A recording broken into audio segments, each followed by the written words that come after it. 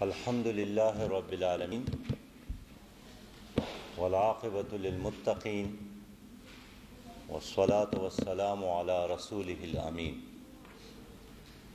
اما بعد فاعوذ باللہ من الشیطان الرجیم بسم اللہ الرحمن الرحیم ربنا آتنا فی الدنیا حسنۃ وفی الآخرۃ حسنۃ وقنا عذاب النار صدق اللہ العظیم۔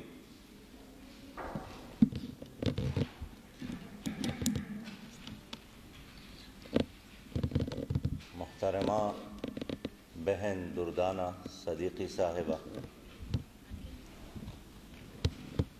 محترمہ ڈاکٹر سمیحہ راحیل قاضی صاحبہ،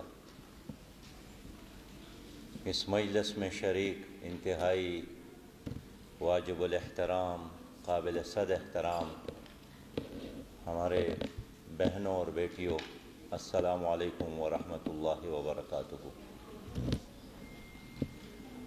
عالمی یوم حجاب کے موقع پر میں منتظمین کو پوری قوم کی طرف سے اور امت کی طرف سے مبارکباد پیش کرتا ہوں کہ انہوں نے شدید بارش اور مشکلات کے باوجود اس پروگرام کو ملتوی نہیں کیا، ہمت نہیں ہاری، آگے بڑھے اور ایک بار پھر ثابت کیا کہ نامساعد حالات میں بھی ہم اپنا پروگرام کر سکتے ہیں۔ اللہ تعالیٰ نے آپ لوگوں کو ایک آزمائش سے دوچار کیا موسم کی وجہ سے، لیکن قابل تحسین ہے، آپ لوگوں کی ہمت کو سلام ہے کہ آپ لوگوں نے پھر بھی اپنے اس پروگرام کو یقینی بنایا۔ اللہ تعالیٰ کا حکم ہے کہ آپ میں سے ایک جماعت ایسی ہونی چاہیے جو لوگوں کو خیر کی طرف بلائے، اور خیر کیا ہے؟ خیر دنیا میں بھی کامیابی ہے اور آخرت میں بھی کامیابی ہے۔ ہمیں جو دعا سکھائی گئی ہے اس میں صرف آخرت کی بات نہیں ہے، پہلی دنیا کی بات ہے کہ ربنا آتنا فی الدنیا حسنہ، اللہ تعالیٰ مجھے ایک خوبصورت دنیا دے دے، ایک حسین دنیا دے دے۔ خوبصورت اور حسین دنیا، دنیا حسنہ کیا ہے؟ جس میں انسان مطمئن ہو، جس میں انسان کسی دوسرے انسان کا محتاج اور غلام اور بندہ نہ ہو۔ ایک ایسی دنیا، حسین دنیا ہے جس میں نیکی کرنا آسان ہو اور بدی کے راستے بند ہو۔ ایک ایسی دنیا جس میں جہالت نہ ہو، جس میں ظلم نہ ہو، جس میں کرپشن نہ ہو، جس میں بے روزگاری نہ ہو، جس میں غربت نہ ہو، جس میں مہنگائی نہ ہو، جس میں ایک دوسرے کا استحصال نہ ہو، اور جس میں انسان کے اوپر خدا نہ ہو، انسان آزاد ہو اور پوری طرح آزادی کے ساتھ، خوشی کے ساتھ، سرور اور سکون کے ساتھ اللہ کی بندگی کا لائق ہو، جس میں رزق کے حلال کمانا آسان ہو، جس میں حرام کے دروازے بند ہو جائے، جس میں قتل و غارت گری کے تمام دروازے بند ہو جائے، جس میں ایک انسان دوسرے کا استحصال نہ کرے، جس میں یکسانیت ہو، جس میں انصاف ہو، جس میں برابری ہو، جس میں ہر انسان کو صلاحیت کے مطابق، اپنے علم کے مطابق، تقوی کے مطابق آگے بڑھنے کا موقع ملے۔ ایک ایسی دنیا، ربنا آتنا فی الدنیا حسنہ، یہ خیر ہے۔ اور اس کے بعد دعا یہی ہے کہ اللہ تعالیٰ مجھے دنیا کے بعد آخرت میں بھی کامیابی عطا فرما۔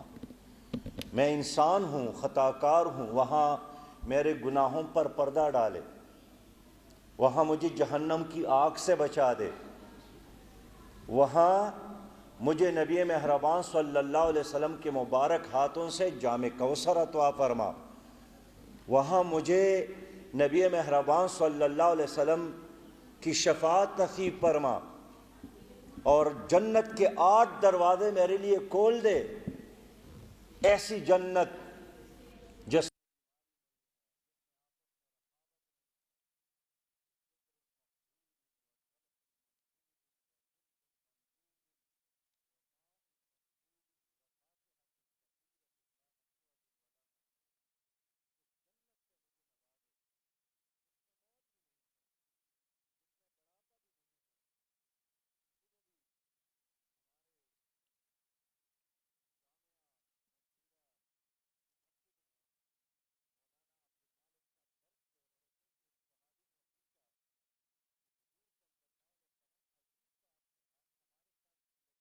بھی کرتے ہیں۔ اس نے فرمایا کہ ہاں میں بات تو کرتا ہوں لیکن ہمیشہ حق بات کرتا ہوں۔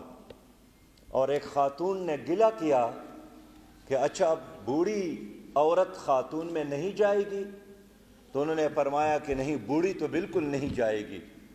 تو جب پریشان ہو گئی تو انہوں نے فرمایا کہ اللہ تعالیٰ آپ کو دوبارہ جوانی سے نوازے گا، جوان بن کر آپ جنت میں جائیں گے۔ تو ربنا آتنا فی الدنیا حسنہ وفی الآخرۃ حسنہ وقنا عذاب النار۔ تو یہ جو آپ کی تحریک ہے، یہ بنیادی طور پر اللہ کا وہ حکم ہے کہ ایک جماعت ایسی ہونی چاہیے، مردوں میں بھی عورتوں میں بھی، جو لوگوں کو خیر کی طرف بلا لے، انسان کو کامیابی کی طرف بلا لے۔ ہم انسان کو کامیاب دیکھنا چاہتے ہیں، اس دنیا میں بھی کامیابی اور آخرت میں بھی کامیابی۔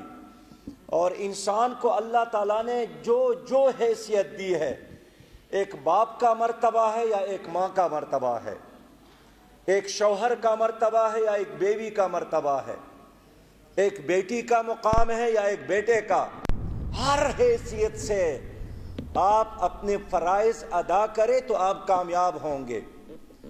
ماں، بہنوں اور بیٹیوں، آج عالمی یوم حجاب کے اس موقع پر میں یہ عرض کروں گا کہ یہاں کے lobby, secular lobby, liberal lobby, دین بیزار لابی، شیطان اور ابلیس کے غلامی کرنے والے لوگ، اس نے ہمیشہ یہی خواہش کی کہ انسان تنہا ہو جائے، خاندانی نظام ختم ہو جائے۔ اس نے ہمیشہ کوشش کی کہ دنیا میں عریانی اور فحاشی عام ہو جائے اور انسان ننگا ہو جائے۔ لیکن اللہ تعالیٰ نے انسان کے حفاظت کے لیے خاندانی نظام بھی بنایا، اور اللہ تعالیٰ نے انسان کی عظمت کو، شرافت کو یقینی بنانے کے لیے اس کو کپڑے بھی پہنائے۔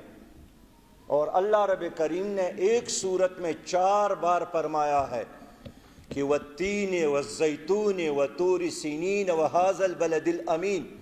قسم ہے، کس چیز پر؟ اللہ کی قسم، تین پر، انجیر پر، زیتون پر، کوہ طور پر اور کعبے شہر مکہ پر۔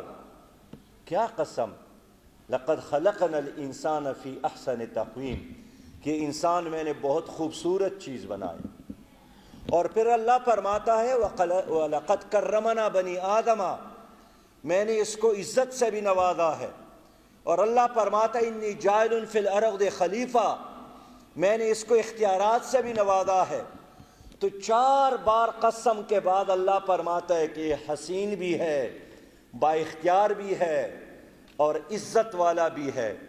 تو اللہ چاہتا ہے کہ اس کے مکمل پروٹیکشن اور حفاظت کا سامان ہو، اور اس لیے اللہ تعالیٰ نے خواتین کو یہ جو پردہ ہے، حجاب ہے، اس نعمت سے نوازا ہے، اللہ کی طرف سے ایک تحفے سے نوازا ہے۔ تو یہ جو حجاب، یہ ایک گز کپڑا نہیں ہے، حقیقت میں یہ ایک نظریہ ہے، یہ ایک کپڑا نہیں ہے، یہ ایک فلسفہ ہے، یہ کپڑا نہیں ہے، یہ ایک سوچ، ایک فکر ہے۔ اور کیا نظریہ ہے کہ میں اللہ پر ایمان رکھتی ہوں، میں رسول صلی اللہ علیہ وسلم کی امت میں سے ہوں، میں آخرت پر ایمان رکھتی ہوں، یہ ایک نظریے کی علامت ہے۔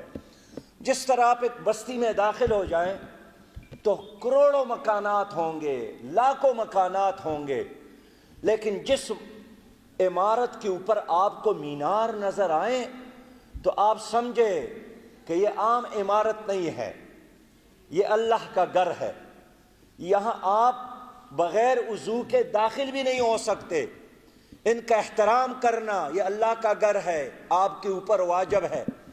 اسی طرح یہ جو چادر ہے، یہ برقع ہے، یہ حجاب ہے، یہ اس بات کی علامت ہے کہ میں کوئی عام چیز نہیں ہوں، میں ایک غیر معمولی انسان ہوں، اور یہ حجاب، یہ چادر، یہ برقع، یہ اس کی ایک علامت ہے۔ بہنوں، یہ ایک علامت ہے اللہ کی بندگی کا، زندگی آمد برائے بندگی، زندگی بے بندگی شرمندگی، یہ علامت ہے اپنی اس امتیازی شان کا۔ اس لیے اللہ تعالیٰ نے عورتوں کو یہ خاص پروٹوکول دیا ہے، آج کے الفاظ میں اس خاج اس اوپی سے نوازا ہے، آج کے الفاظ میں۔ اور جس طرح ایک وقت میں موسیٰ علیہ السلام نے اللہ سے مطالبہ کیا کہ میں اللہ کو دیکھنا چاہتا ہوں، اللہ تعالیٰ نے جواب دیا کہ لن ترانی، آپ مجھے نہیں دیکھ سکتے، آپ علامات کو دیکھیں، میری ربوبیت کا، میرے خالقیت کا۔ اور قرآن میں اللہ نے بڑے آسان الفاظ میں فرمایا یا فلا ينظرون الى الابل كيف خلقت والى السماء كيف رفعت والى الجبال كيف نصبت والى الارض كيف سطحت۔ تو یہ ساری نشانیاں ہیں اللہ تعالیٰ کی عظمت کا۔ اسی طرح عورت کی عظمت کی یہ نشان ہے کہ آپ مجھے دیکھ نہیں سکتے۔ اور اگر آپ تھوڑا سا سوچیں تو جس طرح اللہ تعالیٰ نے اپنے آپ کو پردے میں چھپایا ہے، تو اللہ نے اپنی ذات کے بعد اگر کائنات میں کسی ہستی کو یہ مرتبہ اور مقام دیا ہے تو عورت ہے کہ میں بھی ایک پردے میں ہوں اور میری یہ خاص بندے بھی پردے میں رہے۔ اس لیے اللہ خالق ہے، ظاہر ہے یہ کائنات تو خود بخود پیدا نہیں ہوئے ہیں، اللہ خالق ہے اور خالقیت اللہ کی صفت ہے۔ اسی طرح عورت بھی تخلیق کرتی ہے اور اس کی وجہ سے بھی اس کا مرتبہ بہت بڑا ہے۔ بہت سارے کچھ صفات ایسے ہیں جو اللہ کے ہیں اور بندوں میں بھی دیکھنا چاہتا ہے۔ اقبال کے الفاظ ہیں کہ قہاری و غفاری قدوسی و جبروت، یہ چار عناصر ہو تو بنتا ہے مسلمان۔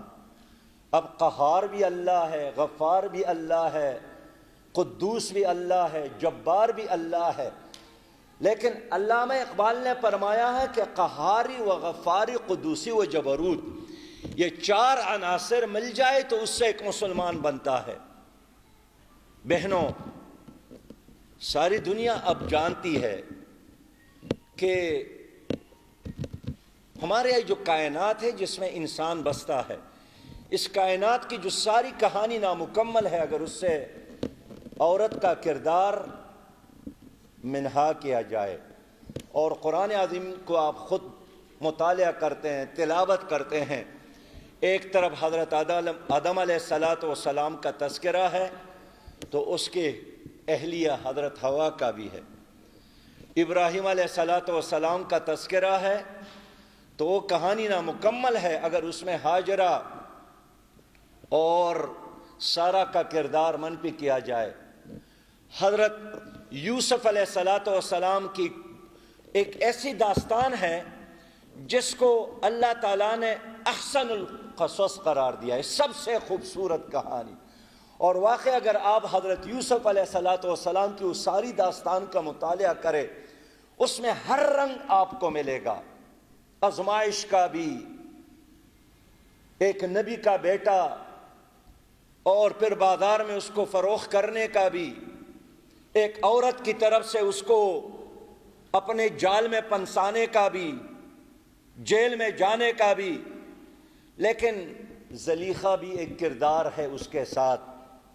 عیسیٰ علیہ السلام ایک عظمت کا، پیار کا، محبت کا ایک داستان، لیکن ان کی والدہ، اس کا کردار اپنی جگہ پر۔ حضرت موسیٰ علیہ السلام کا ایک کردار فرعون کے مقابلے میں، لیکن حضرت آسیہ کا کردار اس کی رفاقت میں اور اس کی معاونت میں۔ اس لیے میں عرض یہ کرنا چاہتا ہوں کہ خود حضور صلی اللہ علیہ وسلم کے بارے میں ہے کہ ہر لمحے میں ایک خاتون نے ان کے ساتھ معاونت کی، حتیٰ کہ پہلے مرحلے میں جب اس نے آسمان اور زمین کے درمیان فرشتے کو دیکھا اور گھر آ کر اپنی اہلیہ سے فرمایا کہ زملونی، میرے اوپر کمبل ڈال دو، تو اس کی عورت نے کیا کہا؟ نہ روئی نہ فریاد کی، عجیب بات کی، آپ سن لیجئے۔ اس نے فرمایا، حضرت خدیجہ رضی اللہ تعالیٰ عنہا نے، فواللہ لا یخزیک اللہ ابدا، خدا کی قسم، رب کی قسم، فواللہ، کبھی بھی اللہ تعالیٰ آپ کو پریشان نہیں کرے گا، ناکام نہیں بنائے گا۔ کیوں؟ انک لتصل الرحم، آپ رشتہ داروں کے ساتھ اچھا سلوک کرتے ہیں، وتصدق الحدیث، آپ ہمیشہ سچ بولتے ہیں، وتحمل الکل، لوگوں کا بوجھ اٹھاتے ہیں، وتکسب المعدوم، اور آپ بے روزگاروں کے لیے روزگار تلاش کرتے ہیں، وتقری الضیف، اور آپ مہمان نوازی بھی کرتے ہیں، وتعین علی نوائب الحق، اور جب کوئی حق پر ہوتا ہے آپ اس کے ساتھ کھڑے ہو جاتے ہیں، ڈٹ جاتے ہیں۔ 6 صفات اتنے اختصار کے ساتھ کہ حضور صلی اللہ علیہ وسلم کی وہ ساری ہستی، ان کی مزاج، ان کی لائف کا وہ سارا خلاصہ اس نے بیان کیا۔ ظاہر ہے یہ تو چند دن ہو گئے نبوت کا، بلکہ پہلے دن تھے، لیکن نبوت سے قبل بھی حضرت خدیجہ رضی اللہ تعالیٰ عنہا کے ساتھ جو طویل رفاقت رہی ہے، اس نے 6 صفات بیان کیے اور حضور صلی اللہ علیہ وسلم کو حوصلہ دیا۔ یہ حضرت عائشہ رضی اللہ تعالیٰ عنہا ہے، کیسے عجیب عورت ہے کہ اگر ان کے دیے ہوئے، بتائے ہوئے، پڑھائے ہوئے، سکھائے ہوئے علم آپ ہماری کتابوں سے نکال دے تو ہمارا یہ جو علم کا ذخیرہ ہے یہ آدھا رہ جائے گا۔ ایک عجیب خاتون ہے کہ میدان جہاد میں بھی موجود ہے اور علم اور عرفان کے دروازے میں بھی وہ آپ اس کو پائیں گے، ادب اور شعر و شاعری کے میدان میں بھی۔ حسان بن ثابت نے رسول اللہ صلی اللہ علیہ وسلم کے بارے میں اشعار عرض کیے تو حضرت عائشہ رضی اللہ تعالیٰ عنہ، ان کی عمر کیا تھی، لیکن اس کے جواب میں فرمایا، لنا شمس وللآفاق شمس، میرا بھی آسمانوں کا بھی ایک سورج ہے اور میرا بھی ایک سورج ہے۔ نبی مہربان صلی اللہ علیہ وسلم کے بارے میں فرمایا اور فرمایا فإن الشمس تطلع بعد فجر، یہ آسمانوں کا سورج فجر کے بعد طلوع ہوتا ہے، وشمسی طالع بعد العشاء، اور میرا یہ سورج دن کو بھی چمکتا ہے اور رات کو بھی چمکتا ہے۔ لوگ اپنے محبوب کا تشبیہ سورج سے دیتے تھے، چاند سے دیتے تھے کہ اتنا خوبصورت ہے، اتنا خوبصورت ہے۔ حضرت عائشہ رضی اللہ تعالیٰ عنہ نے فرمایا کہ یہ سورج کچھ بھی نہیں ہے، اصل سورج تو میرا ہے۔ نبی مہربان صلی اللہ علیہ وسلم جو دن کو بھی چمکتا ہے اور یہ آپ کا آسمانوں کا سورج رات کو غروب ہوتا ہے، لیکن جو میرا سورج ہے یہ رات کو بھی چمکتا ہے۔ حضرت فاطمہ رضی اللہ تعالیٰ عنہ کا کردار آپ دیکھیے، کس طرح حق اور باطل کے اس پورے معرکے میں، غربت میں، فقر میں، سفر میں، ہر مرحلے میں اس نے نبی مہربان صلی اللہ علیہ وسلم کا ساتھ دیا۔ میں کچھ عرصہ قبل میدان احد میں تھا اور میں نے جب وہ جگہ دیکھی جہاں نبی مہربان صلی اللہ علیہ وسلم زخمی ہونے کے بعد تشریف لے گئے تھے، وہاں آج بھی ایک جوان کے لیے بھی چلنا مشکل ہے، لیکن حضور صلی اللہ علیہ وسلم تو حضرت طلحہ کے کندھے پر قدم رکھ کر وہاں پر پہنچے تھے، لیکن فاطمہ کیسی پہنچی تھی؟ یہ حضرت فاطمہ کا کردار ہے۔ اور یہ کربلا کے بارے میں تو ابھی مہینہ بھی محرم کا ہے۔ اگر حضرت امام حسین رضی اللہ تعالیٰ عنہ نے میدان کربلا میں قربانی دی تو ان قربانیاں دیتے وقت دائیں بائیں ان کے ساتھ خواتین تھی۔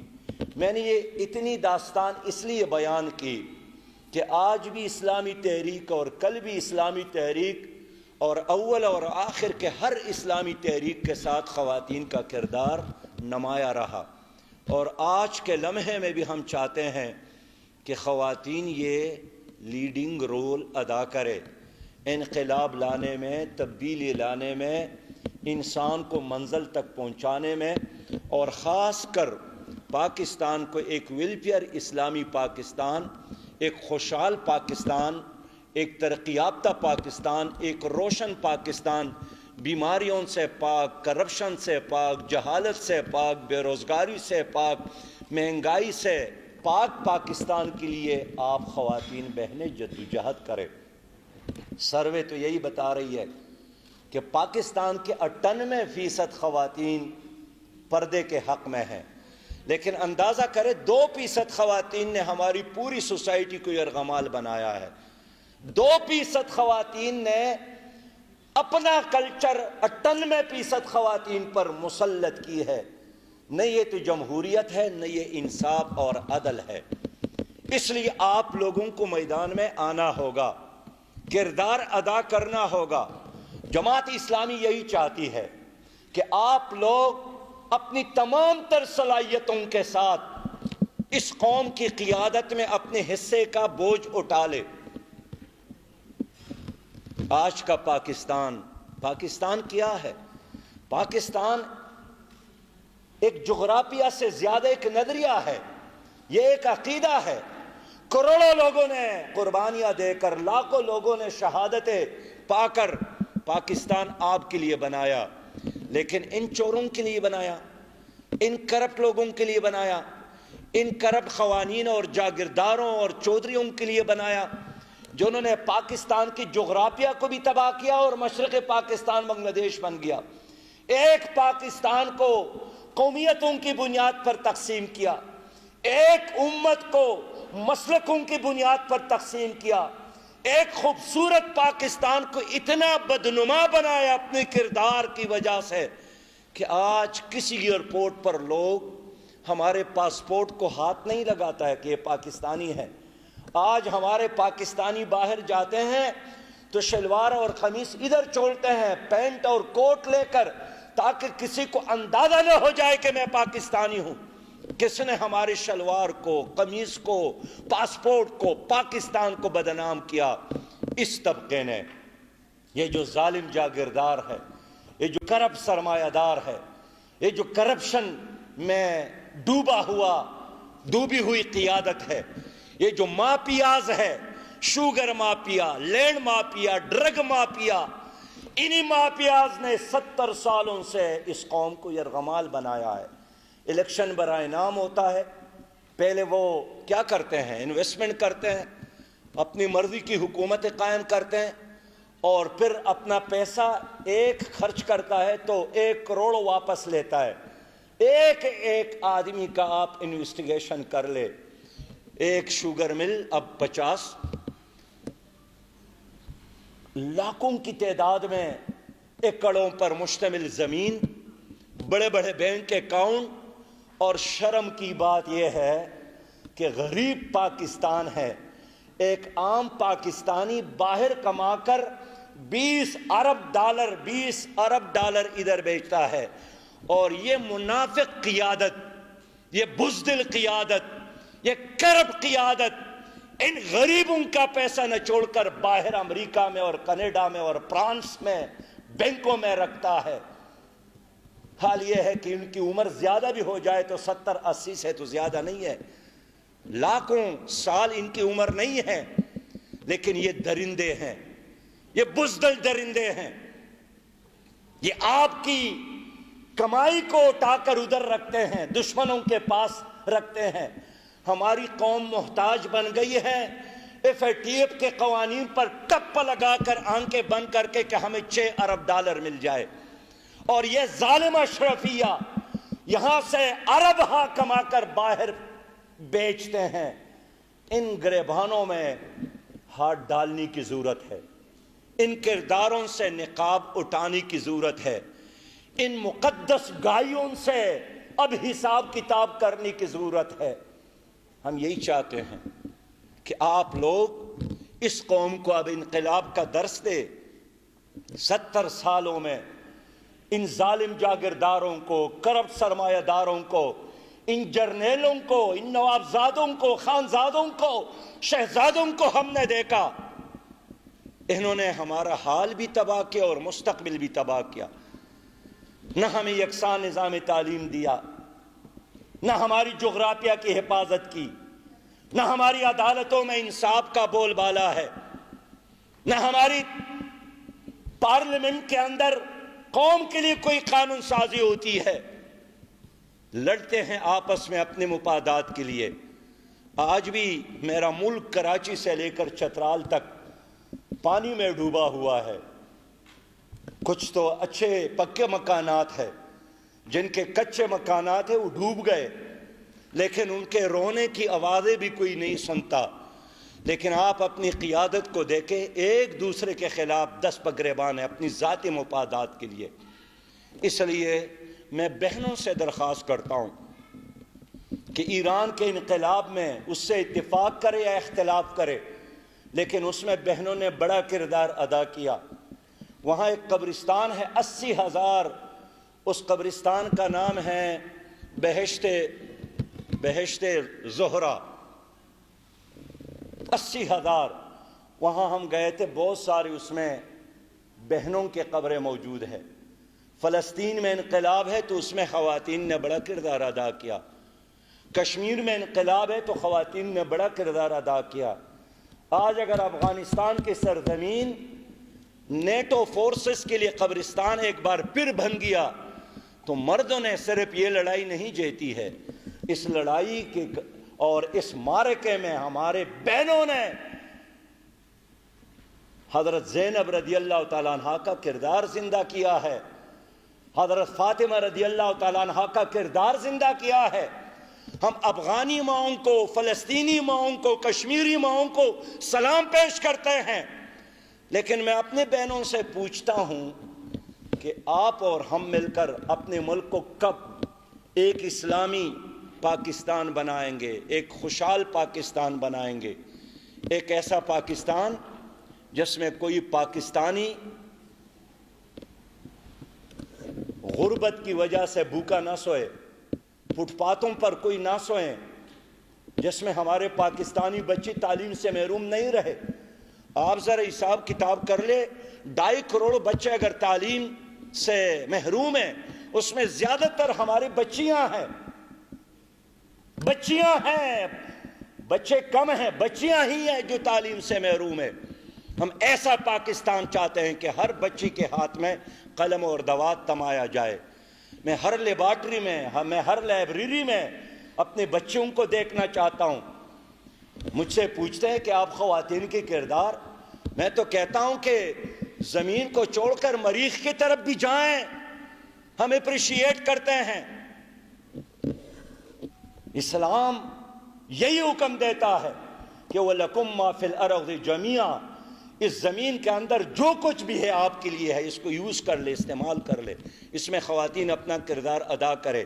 بس آؤ مل کر ایک ایسے پاکستان کی تعمیر کے لیے جس میں ظلم نہ ہو، جس میں جبر نہ ہو، جس میں استحصال نہ ہو، جس میں کرپشن نہ ہو، جس میں جہالت نہ ہو، جس میں مہنگائی نہ ہو، جس میں بے روزگاری نہ ہو، جس میں کوئی 6 سال کی معصوم بچی فرشتہ کوئی قتل نہ کرے، جس میں 7 سال کے نسیمہ کوئی پاؤں تلے نہ روندے، جس میں ہماری پیاری بچی، خوبصورت بچی جو قرآن کریم کا پارہ لے کر مسجد جا رہی تھی اغوا ہو گئی اور پھر اگلی دن اس کی لاش مل گئی، ان کے قاتل گرفتار نہیں ہو سکے، فرشتے کے قاتل گرفتار نہیں ہو سکے۔ کتنے مائیں اور کتنے والدین اس طرح اپنی پھولوں سے اور کلیوں سے محروم ہو گئے، لیکن پاکستان کے در و دیوار گھنگے ہیں، اندھے ہیں، بہرے ہیں، انصاف کے تمام دروازے بند ہیں۔ تو علاج کے لیے دروازے بند، انصاف کے لیے دروازے بند، تعلیم کے لیے دروازے بند، یہ کیسا پاکستان ہے؟ اس لیے اس پاکستان کو حقیقی معنوں میں ایک اسلامی اور ویل پیئر پاکستان بنانے کے لیے میں آپ سے تعاون چاہتا ہوں اور امید رکھتا ہوں انشاءاللہ تعالی کہ اس میں ہمارے بہنیں وہی کردار ادا کریں گے جس کا حکم اللہ نے دیا ہے اور جس کے بارے میں نبی مہربان صلی اللہ علیہ وسلم نے رہنمائی کی ہے۔ شب گریزاں ہوں گی آخر جلوہ خورشید سے، یہ چمن معمور ہوگا نغمہ توحید سے۔ وآخر دعوانا ان الحمدللہ رب العالمین۔ اور ایک بار پھر ڈاکٹر سمیحہ راحیل باجی صاحبہ اس بین الاقوامی سرگرمی کو پاکستان میں بھی اس کے انعقاد پر ان کو مبارکباد پیش کرتا ہوں۔ آج انصار عباسی صاحب نے جنگ میں کالم لکھا ہے کہ اگر سمیحہ راحیل صاحبہ اور جماعت اسلامی کے حلقہ خواتین کی طرح باقی سیاسی جماعتوں کے خواتین بھی اس حق اور سچ کے راستے پر چلنا شروع کر لے تو پاکستان میں جلد انقلاب آ سکتا ہے۔ میں ایک بار پھر میرے خیال میں دردانہ صدیقی صاحبہ بھی اگر آئی ہے تو میں ان کو بھی خوش آمدید اور شاباش دیتا ہوں، اور امید ہے یہ آخری پروگرام نہیں ہے، یہ پروگرام جاری رہے گا چترال سے لے کر کراچی تک، یہ شمع اور یہ قندیلیں اسی طرح انشاءاللہ تعالی اور بھی روشن ہوگی۔ وآخر دعوانا الحمدللہ رب العالمین۔